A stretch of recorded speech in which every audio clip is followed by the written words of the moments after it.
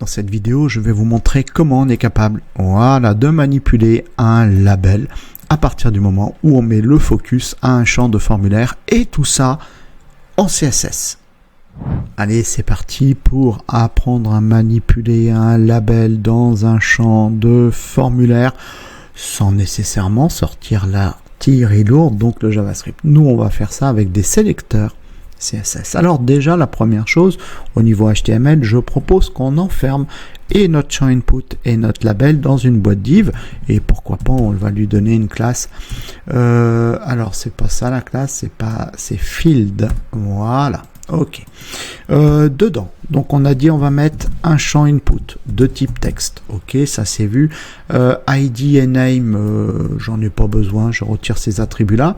Et puis ensuite, c'est le label. Donc là ici on met en place un label. Pareil, je n'ai pas nécessairement besoin de l'attribut fort. Et dans le label, on va dire votre nom. CTRL S, à quoi ça ressemble? Rien de bien exceptionnel. On a un input de type texte et à côté on a un label. Parfait. Bon, maintenant, place à la magie du CSS. Alors déjà, on va donner une ambiance à notre boîte, à notre page web. Voilà. On va dire background color blanc et font family. On va dire, eh bien, tu seras en courrier. Et voilà, c'est fini. Bien.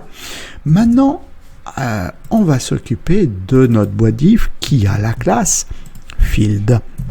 Et on va lui dire, toi, tu vas avoir un width de 250 pixels. Voilà. Tiens, on va revenir sur le body. Si vous voulez, je vais plutôt mettre la boîte au milieu. Ça sera plus joli. Bon. Donc, du coup, on va voir notre body. On en fait un conteneur à qui on donne le display flex. On lui dit justify content center. On lui dit Align items center, voilà qui est fait. On neutralise les marges qu'on a par défaut et on donne une hauteur de 100 unités d'écran à notre page. Donc du coup, conséquence, notre boîte field est bien centrée, c'est nickel. Alors maintenant, on va s'occuper de l'élément enfant, le input qui est enfant de la boîte qui a la classe field. Donc on part de la boîte qui a la classe field et on va chercher l'élément enfant input et on va dire tiens, toi tu vas occuper 100% de l'espace qui t'est alloué, donc c'est-à-dire 250 px. Conséquence, le label il passe en dessous, il n'a plus la place. Bon, alors on va faire un champ input un petit peu plus moderne quand même, parce que là c'est pas très joli. Donc on va lui donner un padding, rien que ça déjà ça va le changer. On va lui mettre une marge intérieure de 10 pixels, tout de suite on a un truc plus sympa. On va modifier sa bordure aussi, on va dire tu vas avoir une bordure de 1 pixel solide, mais beaucoup plus fine, par exemple DDD. Alors j'ai juste mal écrit, c'est border, et tout de suite, pouf, ça change. Arrondir les bords aussi, pourquoi pas, border radius. Petite parenthèse.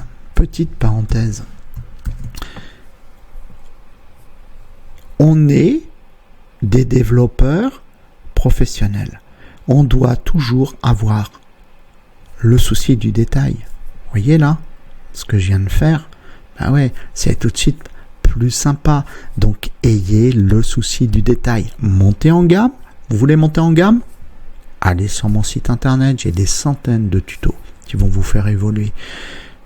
Je suis développeur full stack professionnel, je suis formateur en développement web full stack professionnel, je suis certifié et vous pouvez même passer des certifications front ou back avec moi. Voyez, donc il y a de quoi faire. Bon, petite chose, tiens, si je donne le focus, alors je parle exprès de focus parce que c'est lui, vous allez voir un petit peu tout à l'heure. Si je donne le focus, il se passe quoi? Il y a un liseré. Comment je peux enlever ça?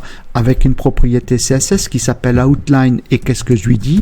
Non, je ne veux pas de liseré. Et donc quand je redonne le focus, je suis tranquille, il n'y a plus de liseré. Super. Bon, il est beau notre champ input. Bien. Maintenant, l'étape suivante va dire, mon label qui est là, je veux qu'il soit à l'intérieur du input. Ok. Comment je fais ça? Connaissance. Connaissance dans quoi? Dans le positionnement CSS. Pareil, En bas de cette vidéo, il y aura un lien qui mènera sur un tuto pour tout savoir sur le positionnement CSS. Montez en gamme avec moi. Bon, on y va. On va aller manipuler le label. Donc, pour aller manipuler le label, on va dire, on va aller chercher l'élément parent, celui qui a la classe field, et on va y chercher l'élément enfant, label. OK. Alors, pour pouvoir positionner le label à l'intérieur de notre input, on va aller voir le parent. Le parent, c'est lui. Donc lui, on va lui dire, il est là, on va lui dire, tiens, toi, tu seras en position relative. De là, on va pouvoir aller manipuler le label et on va dire, dans ce cas, toi, tu es en position absolute. Et de là, on accède à quoi? Propriété top, left, right, bottom. Nickel. Donc nous, qu'est-ce qu'on veut? On veut prendre le label et on veut aller le positionner dans la boîte div. Alors, déjà, il faut savoir où est le point 0, sinon on est perdu. Le point 0, il est là, en haut à gauche. Il est toujours en haut à gauche d'un élément. Et en fait, l'élément, il fait combien? Il fait 250 px. Donc ça, c'est 0, ça, c'est 250. C'est simple. Et sa hauteur, c'est quoi? Sa hauteur, c'est ce qu'il contient. Il contient un input qui a un padding de 10 pixels, 10 pixels haut, 10 pixels bas, donc environ 20 px. Bon, et plus la bordure. Bon, on est dans ces eaux-là.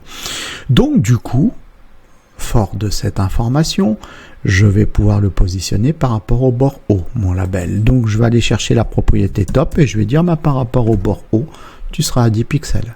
Génial, il est là. Et par contre, il est un peu trop collé au bord gauche. Il n'y a pas de problème. Propriété left, et je vais le décaler de 10 pixels. Et voilà comment je suis capable de manipuler et de positionner mon label. Facile.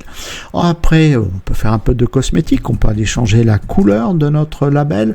On va dire, par exemple, en 777, voilà. Et puis, on peut lui dire font size, et on va lui dire un rem. Tiens, ça fait combien un rem en pixels?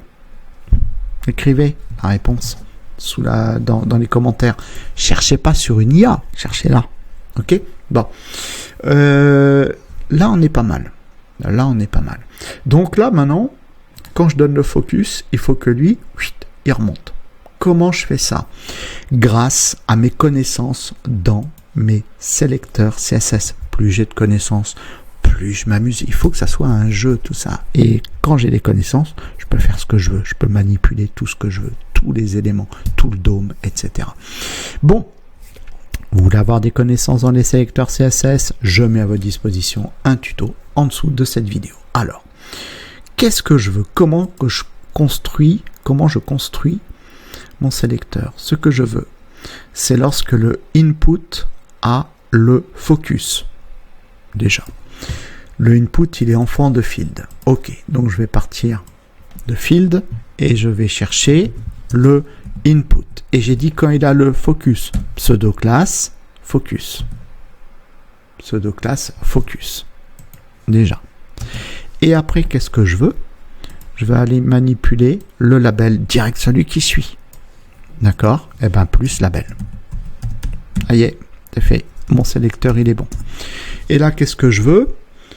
Je veux remonter mon label là-haut, par exemple. Donc ça, c'est le point 0. D'accord, la ligne elle est sur le point 0. Je vais dire par exemple top moins 10. On va essayer. Top moins 10 pixels. CTRL S. Je fais. Ça marche. C'est pas beau ça? Ça marche. Hop, je retire le focus. Il revient à sa position initiale. Je fais ça et ça. Bon. Après, on peut rendre ça bien plus sympa. Rien qu'avec une transition déjà. Donc dans le label, ici, on va dire transition. Et on va dire que pour la propriété top, tu vas mettre 0,5 secondes is doucement au début, vite à la fin. Hop, regardez ça. C'est top, hein, c'est génial. CSS. Après, je peux que ça soit moins proéminent. On lui a donné un rem. On va modifier ici. Font size. Et on va dire 0,7 rem par exemple. CTRL S. Hop, pas mal, ok.